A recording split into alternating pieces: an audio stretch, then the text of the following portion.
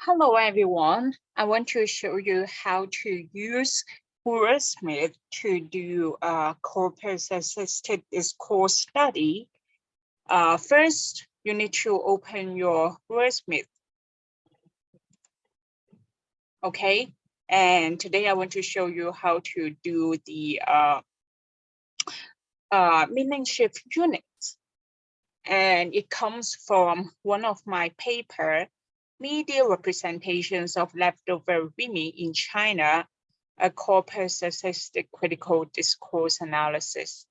And so, as you can see, meaning shift units is a theory proposed by Sinclair in corpus linguistics. As you can see in my paper, I wrote that MSU consists 4 elements. Here it is. So in variable core, that is the nodes co-occurring in every instance. And then collocation, that means like frequent co-selected words of the invariable core. And collocation is the grammatical choices of the co-selected words. Semantic preferences. Semantic preference is the word meaning surrounding the core. And then semantic prosody is the discourse function surrounding the units, right? So how do we generate collocation?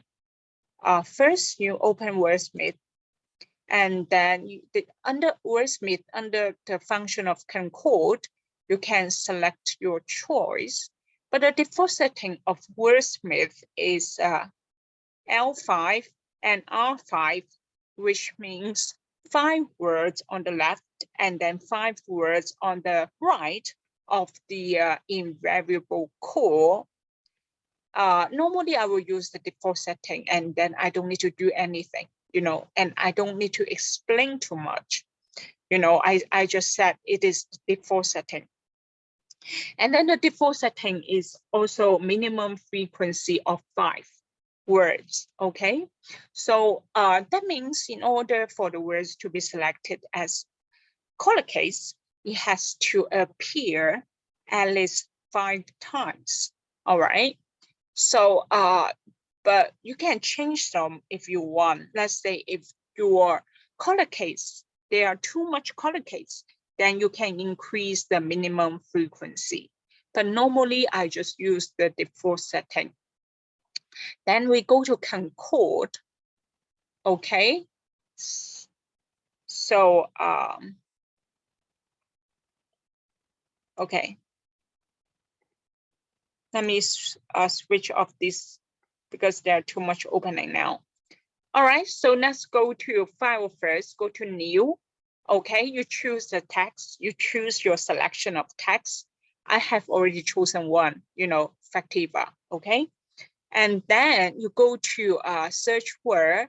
For example, in my case, I use the word COVID-19 as the invariable core in my file, okay?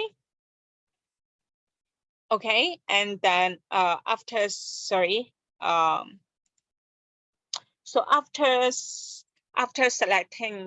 COVID as the invariable core, and then it has already opened here, and then it will generate, and it will come to here.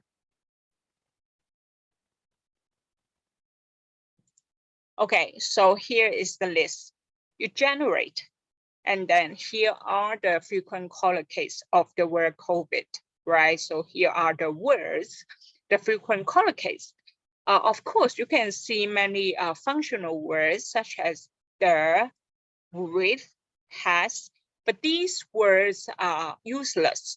We normally focus on content words. So as you can see in my next table, I try to classify all different words into different word classes. Okay, and so you could see here, this is a table of all the frequent collocates. So I wrote all of them in a table. Okay, so and then I group all the different collocates into different word classes. So here's the table. So they are either function words or content words. So function words are not so useful, and normally we disregard the function words, and we normally only use content words, which will generate the meaning of the meaning shift units. All right. So I group them into noun, verbs, adjectives, and adverbs. Right. And then after grouping them into these words, then I will look at the semantic preference and paucities. By the way, when you have all the words grouped into different word classes, the word classes here are the collocation. Collocation, that means the word classes, nouns, verbs, adjective, and adverbs. All right. So these are the collocates, and these are the collocations. All right. So I suggest you to use a table to list them in a table. So these are the words that I examined before. So after finish, after finish analyzing the collocates and collocates, then I move on to semantic preferences and semantic paucities, right? So semantic preference. So that means, for example, here is a table. Semantic preference, that means what kind of words tend to co-occur with the invariable core leftover woman. So I group all the different collocates into the different semantic preferences, right? For example, neologism, action, social phenomenon. So these are the semantic preferences of leftover women. So this word tend to co-occur with, for example, action, right? Action. And so like what kind of action do leftover women do, or what kind of actions people do to them, right? So, and then I will look at the semantic paucities of the action. So what kind of meaning does it generate? So it shows the action, the actions are related to social discrimination, and people discriminate leftover women, and then passiveness of leftover women.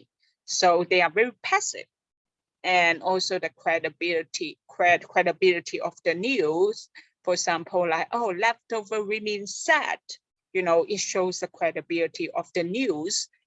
So, so here are the semantic preferences and semantic paucities, right? And so I suggest you to use this method for a corpus-assisted discourse studies, and I hope it's helpful to you. And you can read my paper when you have time.